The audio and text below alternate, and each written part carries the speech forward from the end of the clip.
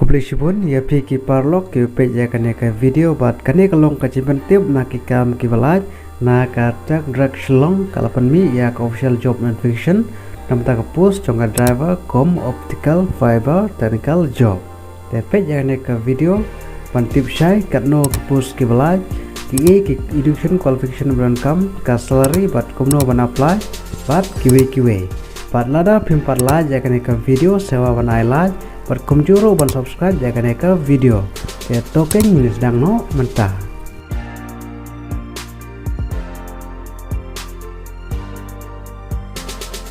Ka Techdyrect shlong kala code application lani resume na benta ka post driver com optical fiber technician.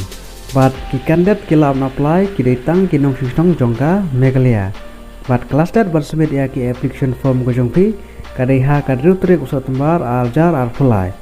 But namanta ke post driver com optical fiber technician ki nomor ki post ki belaj ki don tangkawe.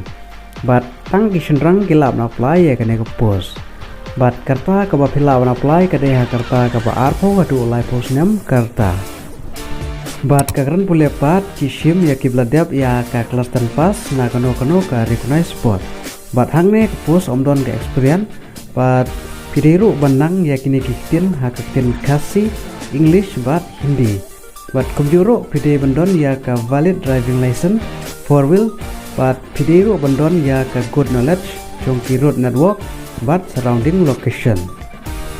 But ki role but ki responsibility jongkane kam ban kom ban maintain ban upkeep ya ki officer vehicle kapa pide bandon ya ka good knowledge ha ki vehicle part malai pide bandon ya ka ability ban solve ya ki problem jongka vehicle kapasau pide bandon ya ka working ha ki pool install equipment but troubleshooting ha kano ka problem lengba ki cable network system.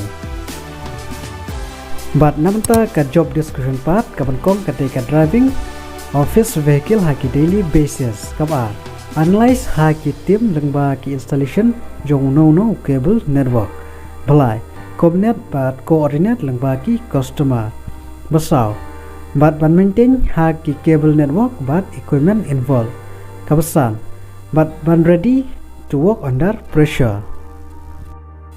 But kamno ban apply lane ban submit ya ki application form ko jongpi telada pidon ka jimul ban apply ya ki post driver pila ban submit lengba ka resume but ka resume kalongkum ka biodata jongpi but pihak ban submit ha ka Techdyrect office above SPI ATM mission compound Ashwa country trik usah tembar arjar Khublei.